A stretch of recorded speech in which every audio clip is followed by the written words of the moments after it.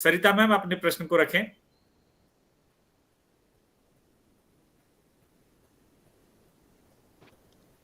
नमस्कार सर। जी नमस्कार मैम। ये प्रश्न उस तरह से तो नहीं है, पर एक बार बार एक बात सुनने को मिलती है। जब मैं अनुवाद का पेपर पढ़ाती हूँ, अक्सर ही विद्यार्थी भी जिज्ञासा करते हैं कि त्रादु तोड़े त्रादु तोड़, अनुवादक वंचक होते हैं। तो इसके बारे में बहुत डिटेल में नहीं पूछ रही हूँ, जस्ट आपका क्या विचार है इसके बारे में। अच्छे अनुवाद हुए हैं, बहुत बढ़िया अनुवाद हुए हैं, पर ये बात आज भी एक अनुवादक के साथ अ, जिसे कहते हैं विडंबना ही है कि चिपकी हुई है कि अनुवादक वंचक होते हैं। तो आपका क्या विचार है इसके बारे में? 2014 के समय भारत की क्या स्थिति थी, आप इस प्रश्न से जोड़िए कि 2014 के पहले भारत के विश्व में क्या स्थिति थी और 2025 में भारत की क्या स्थिति है, वही अनुवादकों पे लागू होती है। अनुवादकों को पहले लेखक ऊपर उठने नहीं देते थे, और बात सही भी है, क्योंकि जब लेखक 2016-17 में मूल लेखक को 20,000 रुपए देने के लिए भी संस्थाओं के हाथ कांपते थे, और 2025 में उस लेखक को 3 लाख रुपए मिल रहे हैं मानदेय के रूप में। तो परिवर्तन तो कितना आया है 2017 से और 2025 के बीच में, इतना बड़ा गैप हो गया, आर्थिक का भी हो गया।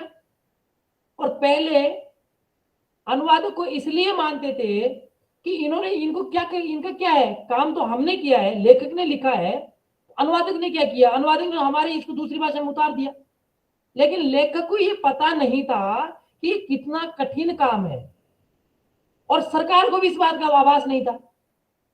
यदि अनुवादक नहीं है, थोड़ी देर के लिए छोड़ दीजिए आप अनुवादक, कि हम अनुवादक पूरे देश से हमारी कोई अस्तित्व नहीं है, हमारा कोई योगदान नहीं है भारत सरकार में, तो प्रधानमंत्री जी अमेरिका जाते हैं ना, फिर बोलिए अमेरिकन अंग्रेजी, वहां पर भी एक दुभाषिया जाता ही है, एक केमिस्ट्री का प्रोफेसर नहीं जाता, एक अनुवादक प्रधानमंत्री जी के साथ भी वहां पर जाता है, यह महत्वपूर्ण है। इसलिए अनुवादकों का समय 2025 में 2014 के बाद लौट आया है। आने वाला समय, मैं पूर्ण जिम्मेदारी के साथ कह रहा हूं कि आने वाला समय अनुवादकों का होगा। यदि आप फिर भी पुष्टि करना चाहते हैं, राजभाषा की साइट पे जाकर देख लीजिए, 5 आवेदन भी नहीं आते, एक आता है तो एक को ही ले लेते हैं। आप हिंदी के असिस्टेंट प्रोफेसर की निकालिए ना वैकेंसी, 500 आवेदन आते हैं एक बार में। ये अनुवादक और टीचरों में अंतर है। अनुवादक दोनों दृष्टियां रखता है। आप हिंदी साहित्य की समीक्षा कीजिए, थोड़ी हिंदी साहित्य की कोई कृति की या रचना की समीक्षा कीजिए, और आप अनुवाद मूल्यांकन पढ़कर उसकी समीक्षा कीजिए। हिंदी साहित्य के जो रचनाकार है वो कहते हैं बेटा मेरी इस पुस्तक में 2 पेज लिख दे, किसी पत्रिका में छप जाएगा। लेकिन आप अनुवाद समीक्षा के रूप में आप उसकी समीक्षा करते हैं, उसका मूल्यांकन करते हैं, तो आपका राष्ट्रीय स्तर पर किसी को कहने की जरूरत नहीं है। लेकिन आप पहले के देख लीजिए, 2014 के पहले के विश्व हिंदी सम्मेलन उठा के देख लीजिए ना, दूर क्यों जाते हम। 2014 के पहले के सम्मेलन उठा के देख लीजिए, कविता, कहानी और उपन्यास, सारा ठेका हमने ले रखा था। 2014 के बाद के, 14 के क्या, 9 के पहले, 9 का विश्व हिंदी सम्मेलन मॉरिशस का जोहान्सबर्ग में जो आयोजित हुआ, उसमें सारे के सारे सेशन आप उठा के देख लीजिए, हिंदी कविता, कहानी और उपन्यास, 1-2 तकनीकी के सत्र थे। लेकिन 2010 का आप उठा के देख लीजिए, कितना अंतर आ गया। 9वें से 10वें में आते ही जो हवन जयशंकर बाबूजी जो कर रहे हैं ना, वो देश में ना तो कोई कर रहा है। बात करना, उपदेश देना ये अलग चीज होती है, लेकिन धरातल पे उतारना बहुत कठिन है। किसी एक व्यक्ति को, एक विद्यार्थी को आप पुस्तक पढ़ा दीजिए कि तैरने की पुस्तक के सारे नियम बता दीजिए और उसको तालाब में डाल दीजिए, आपको भी लेके डूबेगा और खुद भी डूबेगा। वही हाल लेखकों का और हिंदी साहित्य के विभागों का है। यदि ये जो सर आज जो कर रहे हैं या पहले से करते आए, ये विश्वविद्यालय कम से कम केंद्रीय विश्वविद्यालय के 40 विभाग भी कर देना तो ये दृष्टि बदल जाएगी। अब मैं चैलेंज करता हूं, किसी भी सेंट्रल यूनिवर्सिटी के प्रोफेसर का उठा के देख लीजिए, एक भी बच्चा हिंदी मीडियम में पढ़ता हो, हिंदी में पढ़ता हो? नहीं पढ़ता। वो पढ़ाता उधर, हम ज्ञान देते इधर। तो फिर जब आप अपने बच्चों को प्रेमचंद नहीं पढ़ा रहे हैं तो फिर दूसरे के बच्चों को प्रेमचंद क्यों पढ़ा रहे हैं भाई? इसलिए मैं कह रहा हूं कि सर ने जो पाठ्यक्रम शुरू किया है भाषा प्रौद्योगिकी, भाषा विज्ञान, यही बच्चों के भविष्य में आने वाला भविष्य बनाएंगे। बाकी सिर्फ और सिर्फ बता दीजिए ना मुझे, एक भी उपन्यासकार की कोई पद निकलता हो तो हिंदुस्तान में कभी भी?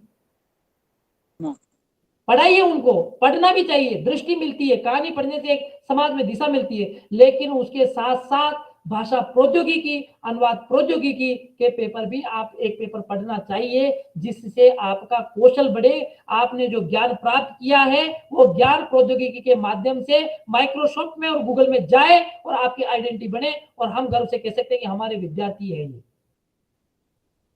यदि ये पाठ्यक्रम प्रत्येक विश्वविद्यालय कर दे तो हिंदी की बेरोजगारी तो वैसे खत्म हो जाएगी। हिंदी के विद्यार्थियों को अनुवाद के साथ और भाषा प्रौद्योगिकी के साथ जोड़ देंगे तो मैं चैलेंज के साथ कहता हूं कि एक भी विद्यार्थी बेरोजगार नहीं घूमेगा। यह दूरदृष्टि होती है विभागाध्यक्षों की कि वो पाठ्यक्रम किस तरह का लगाते हैं बीओस में। ये सुनिश्चित करते हैं विभागाध्यक्ष कि हमको हमारे बच्चों को किस तरह की दिशा देते हैं और किस तरह हम उनको रोजगार की तरफ लेके जाते हैं। ये भी नहीं लगा दे, ये भी एक उपन्यास लगा देते, किसी मेरे कहने पे एक कहानी लगा देते। क्यों भाषा प्रौद्योगिकी लगाई? बताइए ना, पूरे सेंट्रल यूनिवर्सिटी के पूरे भारत में कौन भाषा प्रौद्योगिकी का पेपर पढ़ाता है हिंदी साहित्य में? लगा भी दिया तो टीचर रोएगा कि मैं तो कविता पढ़ाता मेरी पीएचडी हुई है, अब मुझे भाषा प्रौद्योगिकी क्या देगा? फिर वो एनएलपी को नेशनल लैंग्वेज प्रोसेसिंग पढ़ाएगा, नेचुरल लैंग्वेज प्रोसेसिंग के।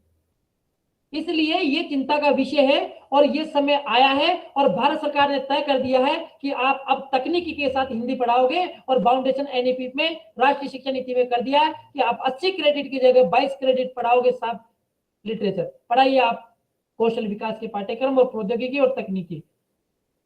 और टीचर को भी बाउंड कर दिया कि अब आप नहीं करोगे तो आपका केस का प्रमोशन नहीं करेंगे। इसलिए 2014 की स्थिति भारत की थी और 2014 के बाद 25 में जो स्थिति भारत की है वही अनुवादकों पे लागू होती है कि हमको द्वयम दर्जे का मानते थे, लेकिन आज किसी में कैपेसिटी हो तो द्वयम दर्जे का करके बताए। जी सर, जी बहुत धन्यवाद।